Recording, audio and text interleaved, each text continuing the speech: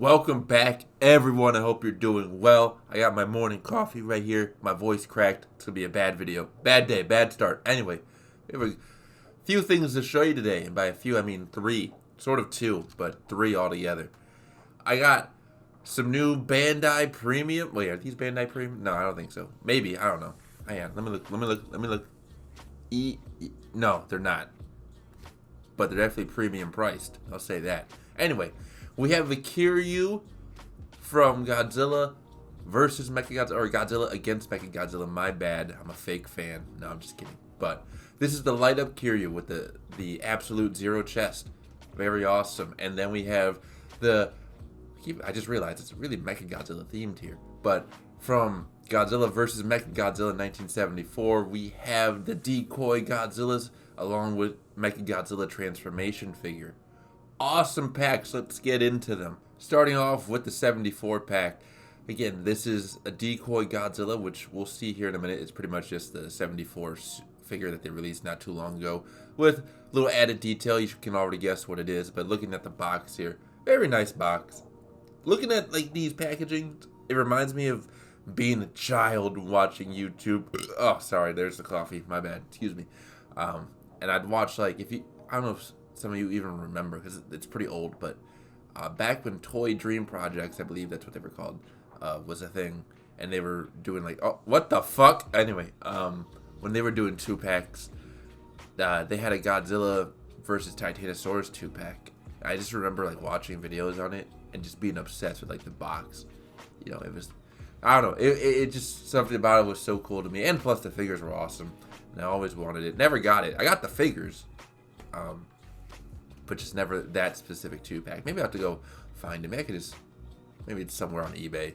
Probably costs like $1,000 now. Anyway, there's the decoy Godzilla suit with the chip in his shoulder, and just the smallest detail.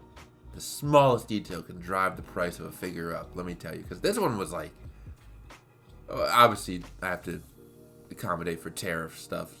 So maybe it wasn't that expensive but on its own without the government getting involved. But it's like $80, I think, for this 2-pack. So a bit pricey, especially since this figure is just that 74, but reissued. But anyway, well, now that I think about it, that 74 figure is probably about $30, $30 to $40 on its own.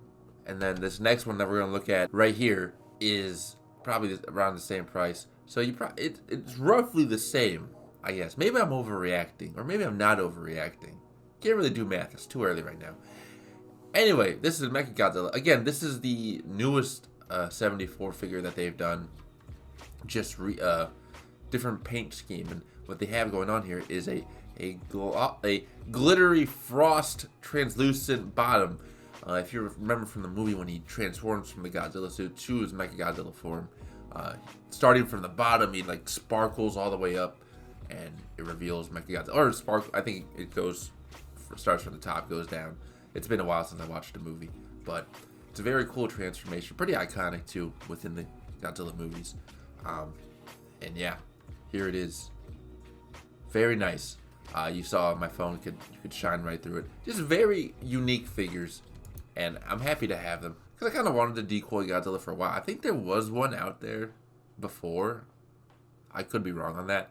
But the transforming Mechagodzilla, I think that's pretty new. And I like what they did with it. Very nice.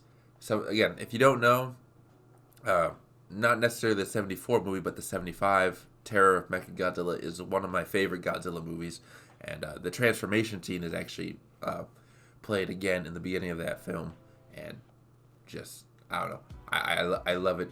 I love the Mechagodzilla design. I love the Godzilla suit design in that film. It's just one of my favorites from my childhood. So, stuff from merchandise from those films. Again, this is from 74, but I can still include it in my, I'm trying to say, Showa era Mechagodzilla movies will always have a place in my collection at a reasonable price. Anyway, let's move on. Up next, Kiryu. Again, Kiryu is one of my favorite mechs and just one of my favorite Godzilla kaiju, or not really kaiju, again, he's a mech, but still, one of my favorite characters from Godzilla. So, again, it will always have a place in my collection. Super 7, saw what you're doing doing the Ultimates Kiryu. I'm excited for that. But for now, we're looking at this. Alright, read the instructions. You're going to need an engineering degree to get this bad boy up and running. Here's the box again. I got another cool box to have. I'm going to keep these boxes for now. For now. That, emphasis on that. Because they do take up quite a bit of space. And there he is, completely in shambles. But once I need to free up some space, I'm probably going to have to start recycling. Anyway, we'll worry about that another time. Here's his bottom half, if you're into that. So this is, I'm pretty sure it's pretty much just the same mold of the newer Kiryus that they've done, specifically the 2.0s, I believe. And what they've done, it's a heftier plastic. It's not that soft vinyl, or it's still kind of soft, but it's not. If you felt it, you could tell it's not the same soft vinyl. This is a different material that they used. It's still playable if you want to get this for a kid. Although again, this one's kind of in the pricier range, but still a fan of it. Then they did some retooling on the arms so he can have it spread out like that, and then his chest opens up and his eyes light up as well. And I'll demonstrate that in a second here. But I just like this. They could have made this super simple and just did like a light blue paint design on his chest and brighten up his eyes, but no, they decided to do this little chip that you put in there, and you hit that switch, and he lights up. So it's very cool, very cool. Then I drop it right there, and it breaks and shatters. Just kidding. You just plug that. Once you turn it on, you just plug it right in there. You pop Mechagodzilla on top, and you can kind of see it right there.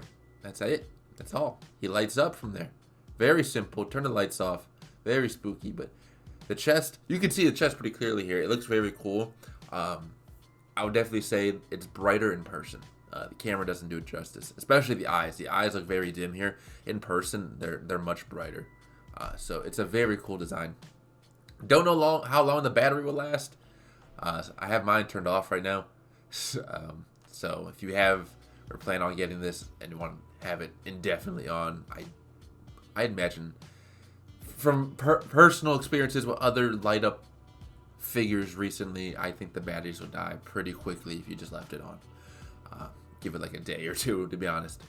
That's my opinion. Anyway, though, all these figures get a thumbs up. Very cool. Again, pricier, but I'm still satisfied. The way the world is now, even without tariffs, everything's just going up in prices. So I don't even know why I continue to bring it up. Everybody knows everything's expensive.